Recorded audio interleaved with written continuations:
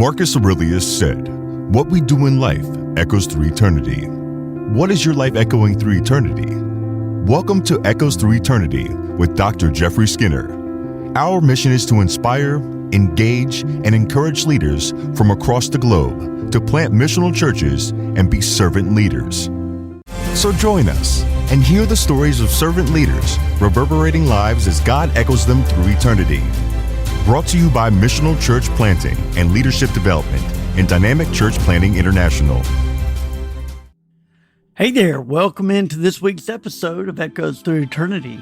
What is God echoing through your life? Today, we are continuing our discussion on church systems. In fact, we're talking about the 8 critical systems for church health. And these are the systems that we've already talked about in the past few weeks. We've been talking about the worship system. We talked about the outreach system and others. And so this week we're talking about the shepherding system or the pastoral care system. And essentially it's just about planning on how you're going to care for those people that God has given you to care for. How you're going to go about meeting their needs, the visitation in the hospital, the counseling sessions. People are needy, especially those when you're planting a new church. You attract a lot of people that have a lot of pain. And they need a place, they need somewhere to process that pain. And a lot of them aren't going to see counselors. A lot of them can't afford counselors. And so you're the person that they're going to come to, or you need someone in your congregation that will assist you. Even if you are going to do this, you need someone in your congregation who can assist you, especially for women. If you're a man or if you're a woman, you need men who can counsel the men and women who can counsel the women. So let's go ahead and get going today. But your pastoral care system ensures that people care for each other and they feel cared for. A good care system, a good pastoral care system is going to consist of, I think, 3 components. You're going to need good groups, small groups, something like that, team. So go-to people in those groups. You need a shepherd or of those groups there. And in personal pastoral care, you as a pastor need to be a part of that care team as well. You just can't stand aloof like a CEO, at least not in a small church. You can't stand aloof like a CEO or some executive and just kind of, allow the rest of the team to care for them while you sit back and take care of the administrative stuff. If you want to be an administrative type, I suggest you get on church and you get on staff at a large church and you become the executive pastor who is primarily concerned with administrative tasks. If you do not have a shepherding personality, you probably don't need to be a church planter or a lead pastor. You need to have some, at least in a small church, you need to have some sense of empathy about you. And let me just say this, as we go through this, I would encourage you to share this podcast with 2 or 3 of your friends or if you're planting a church, your core team, you guys listen to these podcasts together, get your notepad and take notes. And then after it, or even, pause it during the podcast. You're not listening to this live. Pause it and discuss ideas as they come up so that in the end, you have a good system in place, a good plan in place, at least preliminarily, for the pastoral care. Now, I have told you multiple times that at DCPI, we have 12 biblical principles that we base all of our training on. And this one is one of the principles that this one is based on is the Barnabas principle. This is principle number 4. And it says that every church planter needs a mentor. A mentor is someone who has been where you want to go and is willing to help you get there. And this system is going to ensure that all believers are cared for. And not just believers. When you're planting a church, you're not just going to have believers there. I once had a person in my church, one of my first church plants, and she didn't even call herself an atheist. She said she was agnostic. In fact, she went beyond agnostic.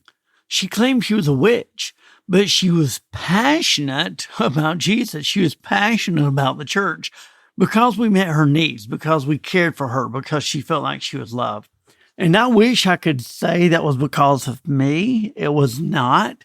I had an associate pastor at the time who was phenomenal at helping people connect and really connecting with those that were on the fringes, some of the marginalized. She just had a way of making them feel loved. She cared for them and deeply cared for them. She went over and above to love these people. And because of that, this witch came to our church and was there and was one of our biggest inviters. She was one of our biggest evangelists. And the people that she brought were not people that will come to a typical church. But this is what's important about a pastoral care system is when people feel loved, they will invite people. They're not as much worried about the quality of your worship. It's important. They're not as much worried about the quality of preaching. It's important. But if they feel loved, if they see that heart there, if they know the church loves them and the people love them, they will invite hundreds of people. And so essentially you're mentoring these people. And that's why we base this on a Barnabas principle there. And that brings us to our first point, and that is that people bond to a church when they feel cared for. Every person who attends needs a role and a relationship in order to feel like they're truly part of the church that they're cared for. Obviously, a role is a place of service, and a relationship means that they belong to a group. If people don't connect, I don't care if they're on the fringes or not, in an established church or in a church plant, if they come to the church and they don't connect with 5 or 6 other people, they won't be back, at least not on a consistent basis. They may visit a couple of times, recognizing that being new, they may feel like an outsider, but if they continue to be an outsider, they will not return. Now, this is also related to the pastoral, the placement team, the ministry placement system, in that they need a place to serve. And so in order for people to have a place to serve, they have to have a role. And so develop serving teams. And again, this lady who claimed that she was a witch, we had places for her to serve. She's not going to be on the worship team. She's not going to be in traditional roles. We're not going to have her teaching Sunday school, obviously, with the children, but she certainly felt loved and she certainly felt like she was needed. So we allowed her to help with outreach because people who are that she connected with were not people I was going to connect with. They're not even people that my associate would have connected with because they ran in different circles. Once they got there, she would connect with them, but she's just not going to meet these people. The lady who called herself a witch, we'll call her Jane, she connected with people that we would not connect with.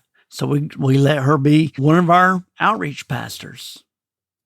Now, again, she wasn't an ordained minister or anything like that. You have to, in church planting, you get creative. You have to be adaptable. If you start trying to fit your church into the traditional mold, you're going to lose people immediately. And then to develop a relationship, they have to be part of groups. So they get a role where they develop on a serving team, and then they develop relationships inside of groups. Serving teams can serve inside or outside the church.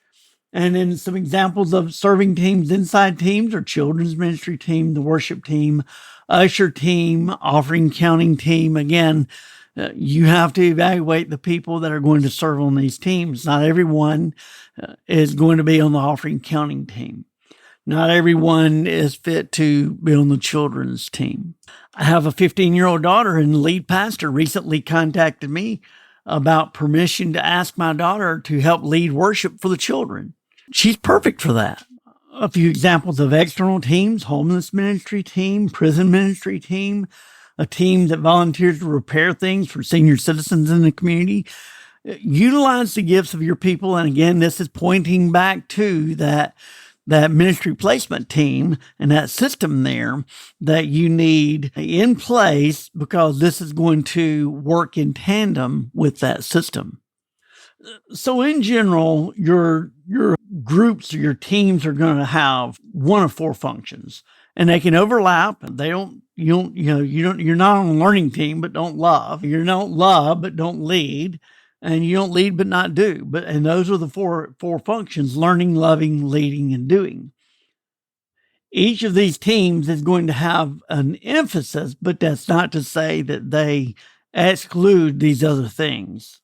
You can pretty much figure out what I'm talking about when I talk about these groups here. The learning group is obviously going to be a small group that's focused on learning through scripture or a book. The loving groups are going to be focus on loving each other. It might be primarily for fellowship. It could be a book club, but it could also be a running club.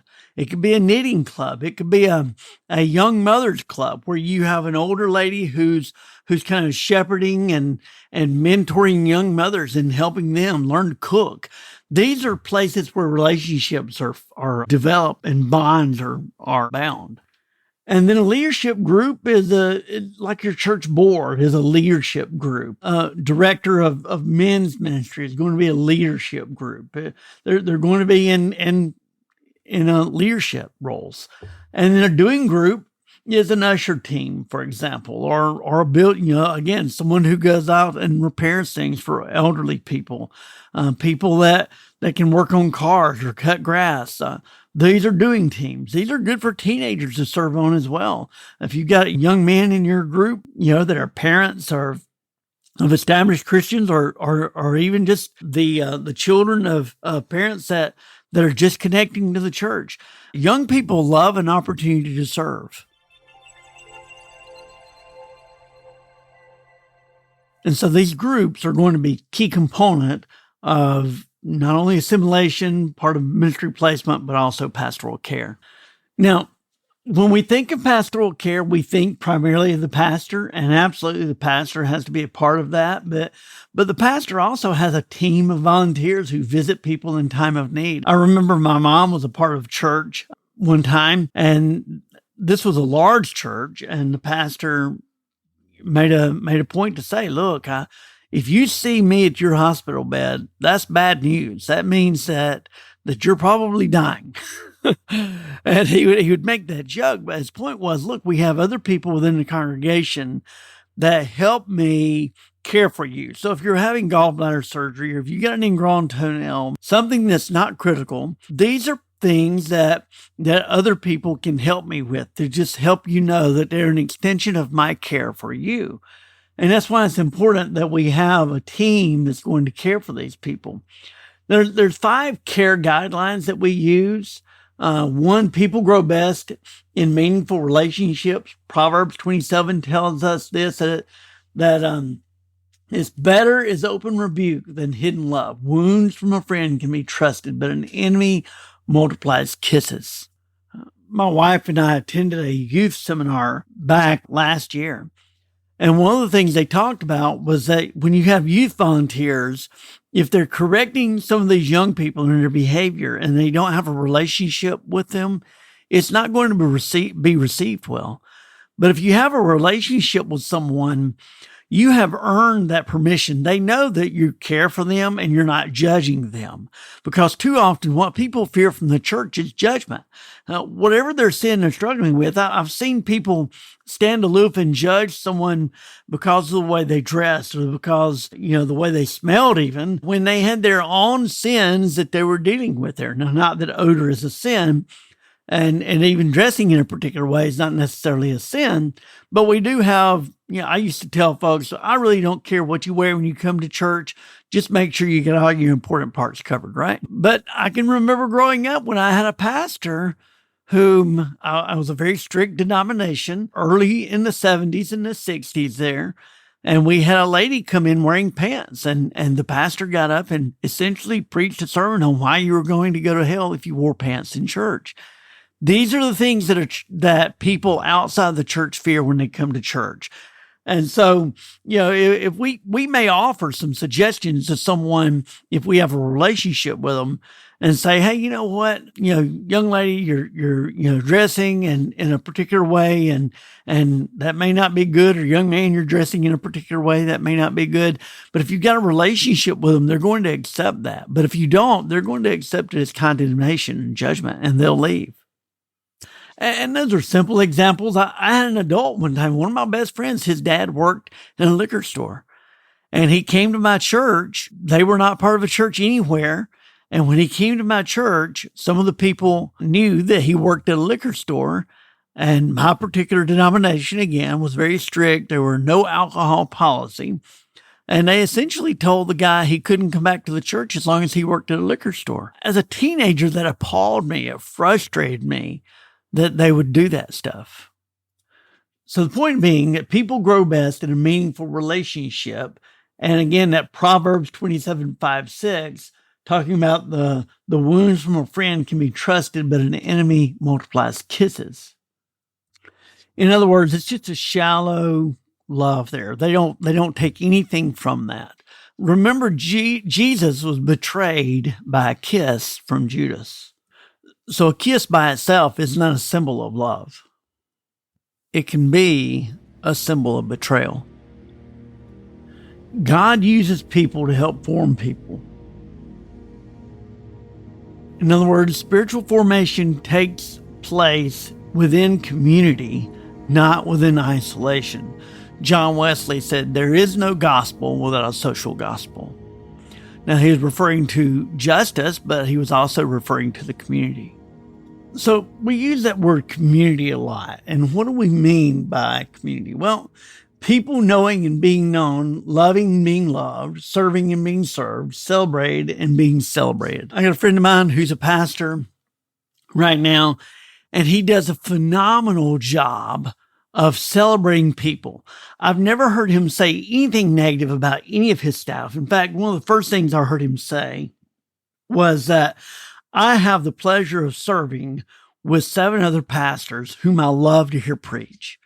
He just has a way of helping others appreciate the people with whom he serves, but even the people of his congregation. He can always find something positive to say and to celebrate about them.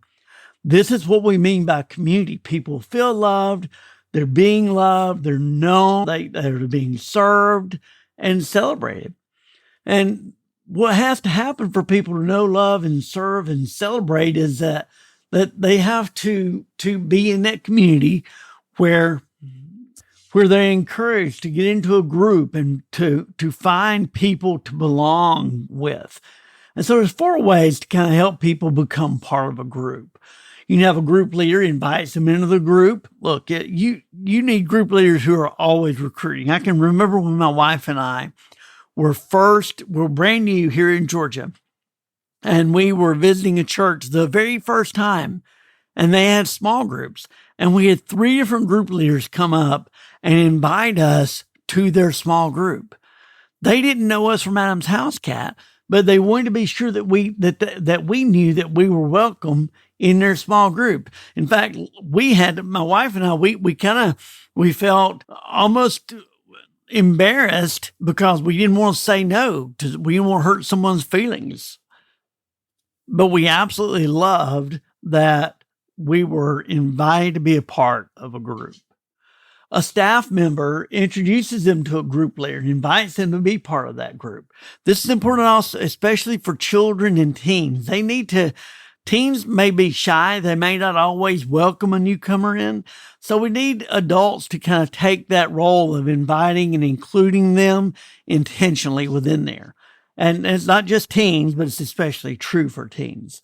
And then have sign-up groups. Maybe you have small group Sunday, where all of your small group leaders get up and they begin to tell about their small group. And then you have a number on the screen they can text to become a part of that particular group. Or maybe you just have a time where they just get to visit each particular group to decide which one they best fit with. And make sure the groups are open. Let people know, look, just because you're part of our group for this 6 weeks doesn't mean that we expect you to be here for the rest of your life. Feel free to check other groups out and to, maybe we're studying Proverbs this month in this group and this 6 weeks, but somebody else is doing Revelation the next time and you want to go be a part of the Revelation group. Maybe someone else is doing a Bible study on anxiety and peace. And so you want to be a part of that. And so again, the point being that don't make your people feel obligated or feel like they're going to hurt your feelings if they leave your group. Make sure your groups are are open and established enough that people feel like a family, but open enough that people feel that it's okay, that they have permission to visit and partake of other opportunities. So one of the issues that we struggle with in small groups, though, is they can become closed. And what I mean by closed is they don't hang a sign up saying we're full, but they might as well, because they kind of get into their little family and they don't want outsiders to join that family. That is not good.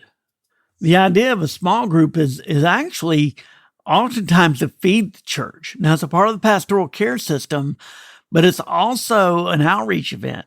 Some people will join a small group before they will join the church itself, before they will even become a part of the church. For example, if you have an older lady who's got a young mothers club where she's teaching the young mothers about caring for their children, or young wives club where it's teaching them to cook and things like that, or husbands to cook. I don't mean to sound complimentarian, because I do a lot of the cooking around my house.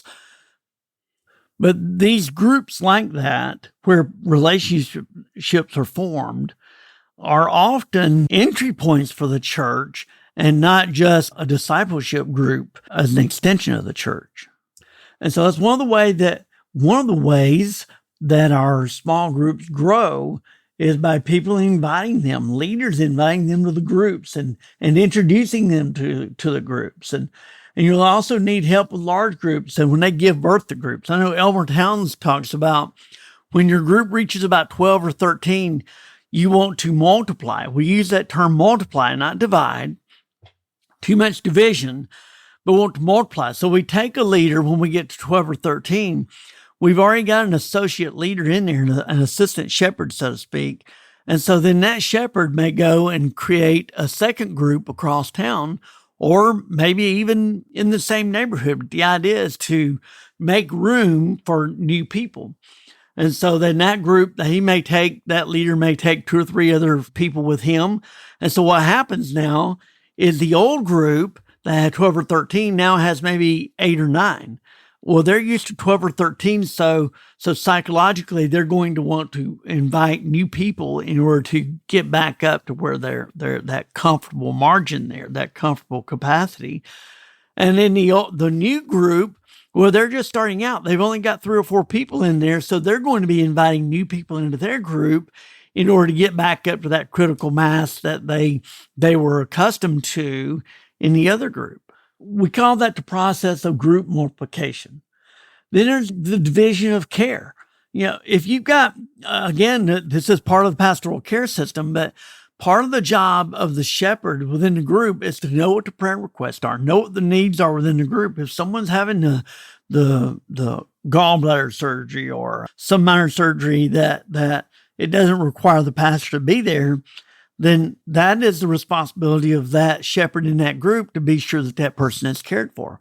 Now, again, the shepherd of that group, he can assign or she can assign other people within a group a role to do that, and they need to set the same expectation as what the lead pastor does, that as long as you're cared for by someone in the congregation, everyone's extension is an extension of pastoral care. Another way that you grow your group, and I alluded to this earlier, but meet in different areas. If you have a large city that's kind of spread out, for example, I'm in Brazelton, Georgia. Well, Brazelton is kind of a unique city in that we're connected to 4 different counties. And you could have, within a 10-mile radius, you could have people that attend your church, but may not want to drive 10 miles to be a part of a small group. So identify a shepherd on the other side of town that's near them, near a central location where other people are, and they can attend that small group. And when we were attending a church in Gainesville, Georgia, that's about 20 miles from where we're located here in Brazelton. They had small groups in Hall County, which is where we live. They had small groups in Gainesville City. We had small groups in Oakwood, which was in between here and Gainesville. They had small groups all over within about a 20-mile radius there that different people could attend because they were kind of a spread out church. And that's going to happen in your larger cities and often even within rural communities as well, because they're used to driving further for these things. And then finally, make a plan. Be sure that you have this goes back to the replication system, the reproduction system there. Be sure that you have a plan for reproducing your group. Identify a shepherd immediately. So within the first 2 to 3 weeks or 4 weeks at the most, be sure that you have identified a co-leader, a co-shepherd of a group, and their responsibility will be to start another group when you reach critical mass. And you determine what that critical mass is. It may be 12 or 13. It may be 20. What is the determining factor on how large your group is going to be? Well, it has to do with the size of the space in which you meet. And just remember that your people are going to stop inviting when your space fills up. So if you have a space for 12 and you're packing 20 people in there, people are going to stop inviting because they want to feel like they have elbow room. So if you have a space that is a maximum capacity of 12, when you reach 8 or 9, you need to begin discussing the idea of, okay, where is it that John's group wants to meet, or where is it Sally's group wants to meet across town, that we can begin to create this other group here. And so that's the other way is that, yes, we're talking about, making a plan to create a new group. Then we celebrate the birth of that new group. And then as we start these new groups, and then we find new people to be a part of these groups. And these new people, how do you divide them up? How do you kind of segment the population there? Well, people tend to segment themselves, but like I alluded to it earlier, if you've got young wives that are just learning, just married, and are young husbands, you may pair them with an older guy who loves to work on cars, or pair him with a lady that likes to work on cars, if there's ladies out there. Traditionally, the ladies are your moms, and they function as the caregiver of the home. That's traditionally. There are others where that doesn't take place, and those roles may be switched. We're not trying to get controversial here, but the idea being that, where you are in your season of life, that tends to be the group that you're going to belong to. And so think about that when you're planning your groups, when you're starting new groups, and when you're trying to add new people. You need to discuss, are you going to have food? Are you going to have a babysitter? These are questions that people need to know. If it's a seniors group, they probably don't need to know if there's a babysitter. But if it's a young couples group, they're going to need a babysitter. And if you're not going to provide a babysitter, then you need to address that issue with them. You got to know that there's going to be times where they probably will not be able to come. Are you going to have food? Well, you can do that, but you need to that becomes a burden as well of adding food. Yes, it's convenient to have food, but it gets expensive if the host is the one that provides that food all the time. But the idea here is that everyone should receive pastoral care. And reality is if Jesus couldn't care for about more than 12, we probably can't care for more than 12 either. Moses set up and cared for the children of Israel on a foundation of leaders caring for 10 people, and that's from Exodus. I think it's Exodus 18:25. And when Jesus set out to change the world, he chose 12. And Mark 3:14. Throughout his life, Paul had 3 to 6 men with him at any given time. And in 2 Timothy, Paul lists a group of helpers. Now, let me caution you on one thing that I've seen happen, and that is we create a ton of administrative responsibility for these small group leaders. And if you want them to be caring for your people, I would suggest that you minimize the amount of administrative work to be done. All right, so we're going to take a quick break here, and then we will return after a quick message from our sponsors. In a building, on a hill, in your home, on a beach, in real life, and online. Multitudes are coming to Christ around the world, but there's a shortage of healthy churches. On every continent of the world, Christians like you have learned exactly how to start a church with DCPI's free, step-by-step training based on God's Word to equip you to reach your community with the good news of Jesus Christ. Dynamic Church Planting International wants to come alongside you or your organization for free. No strings attached, no hidden cost, no subscriptions. We equip you absolutely free. Our mission is to equip servant leaders to plant 5 million churches. Go to dcpi.org for more details. That's dcpi.org. Okay, welcome back into Echoes Through Eternity as we continue our discussion on the shepherding system or pastoral care system. So we've talked about some of the elements of a small group. Let me talk about the bigger picture of a small groups. Number one, you need to be sure that you're continuing to train your people. Ongoing training is essential. The pastor should serve as a coach and appoint someone to serve as a coach to the small group, like a small group director, something like that. The small group director, they provide encouragement. They do vision casting for the ministry they're leading, a chance to tell the story of what's happening in a ministry, an opportunity to have questions answered in a time of prayer. These are all with your small group leaders here. Celebration of what has happened in the life of the church. Your director of small groups is the one who kind of heads all this stuff up and makes sure it happens. In other words, the small group coach's job is to care for the leaders who care for the people.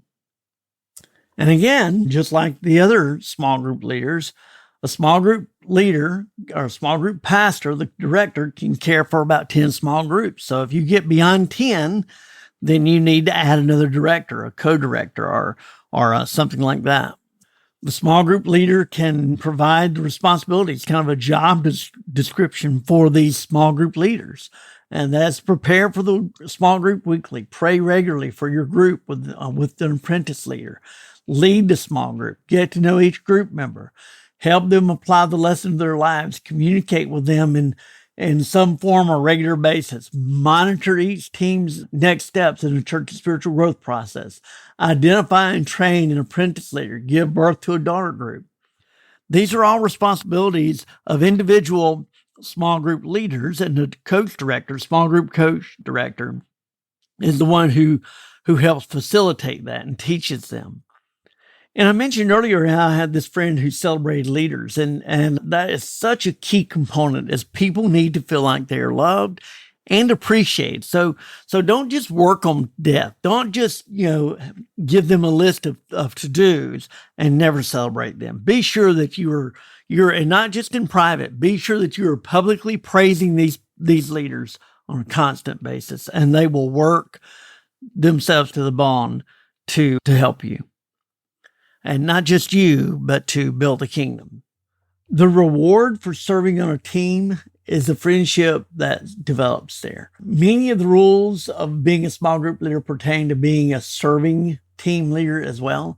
And the biggest differences between small groups and serving teams is that small groups meet mostly to learn and love, while serving teams meet mostly to decide and do. And so good serving team members make sure that their team members feel a lot of love. Like a small group, they should get together before or after the time of service together to pray for their service, for each person's needs. Like small groups, they should have celebrations multiple times a year. Like a small group leader, a serving team leader should be praying for their team. Like a small group leader, a team leader should be a serving team leader should constantly be recruiting new members. And finally, they should be training an apprentice to start another new serving group team. And because in times of crisis, people want people to care for them. The best crisis care comes from those close friends rather than a paid professional. Oftentimes, a small group leader who's a volunteer, people will appreciate that person more than they would the pastor, because they assume it's the pastor's job to do this. He's being paid to do this. Otherwise, he wouldn't be here. Now, we know that's not true, but sometimes people think that way just because of all kinds of reasons. And so when you get a volunteer that comes or a friend that comes, they know they're there because they love them, not because they're obligated to be there. And so this is why it's so important to create a pastoral care team. Find someone to lead this pastoral care team that's going to coordinate the hospital visits. Again, these are small group leaders. And so this will be someone who coordinates with your small group director. And find someone who is kind of has the personal gifts for this stuff. And it's kind of a 4-step training process that we utilize for training these leaders. One, you will model care ministry by encouraging the potential leader to accompany you as you care for people. So as you go on hospital visits, as you go and care for people, bring this person along with you. Mentor that leader by sharing what you're doing and why you're doing it. Probably not going to sit there and talk, in front of the patient in the hospital and say, now, Joe, this is why we do this. But as you leave, as you're going, you want to do that. One of the roles I have is a chaplain. And when I was trained as a chaplain, I mirrored another chaplain. And as we would begin walking into a situation, this chaplain would kind of explain to me what we were doing. And then we would do the care and provide the care. And then as we left, he would explain maybe why he said something or why she says something and why they did something a particular way. So we kind of call this a gradual release process. I do, you watch, and then, you do, and I watch, and you do. So you modeled it, and then you let them do it, and then you watch them, and then finally you teach them to begin to multiply themselves. And so you ask them to begin to recruit others to care for ministry as well. And you use that same process for them. And I can't stress this enough, to be sure that you empower your care team members to visit people on behalf of the pastor. Be sure that you're communicating this to your church people, that these people are an extension of you. Otherwise, it's not going to work. And so that's pretty much it for the pastoral care system and the shepherding system. I would encourage you to get with your team, listen to this podcast if you haven't already, begin to discuss some of the principles here. Again, everything that we talk about here is part of our new church development training at DCPI. And so if you have not had that training yet, I would encourage you to go online to .academy.org or go to dcpi.org. Or you can go to missionalleadershipcoaching.com.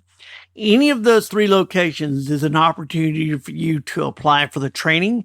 And so we'll start on a particular track. The ones that we have online right now are the house church planting coached and the church planting essentials coached.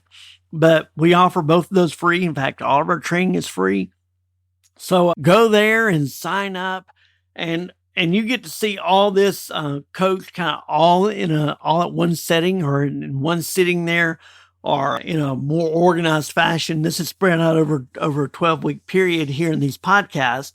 And so really, this is more of an introduction. There are things that we will skip. This is not meant to be an exhaustive teaching here. It's not the format for an exhaustive teaching, but this will serve as a supplemental guide to the teaching that's already out there, or as an introduction to the teaching that's out there.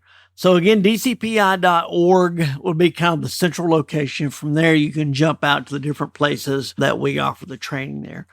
It has been great having you here today. I would encourage you to please like and share this with your friends. Subscribe. That is the only way that we can spread the word here.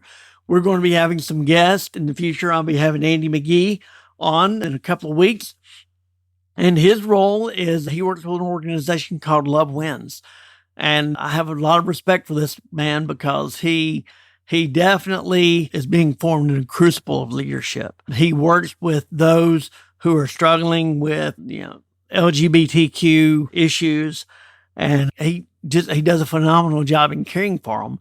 But it's not always appreciated by those in the church because we can get a little bit wonky when it comes to those types of issues. And myself included. So anyway, we'll have him on. I'm going to have the church, the guy who leads the church planting efforts for 12 Stone, not just from the new campuses, but planting new churches as well. And his name is Andy Brightbill. I'll be having him on. The new pastor, 12 Stone, is launching a new campus down in Jackson County. I'll be having that new pastor on as well as Brad Bellamy. He was the guy I was telling you does such a phenomenal job of celebrating leaders and kind of finding their strengths. So we encourage you to like and share with your friends. Tune in next week where we'll be talking about the ministry placement system that we haven't discussed yet. Until next time, ask yourself, what is God echoing through my life today? never gonna look back. Cause damn, I was built to last. You move slow and I move fast, and that's facts. Only I can make a change. Slowly take a step today.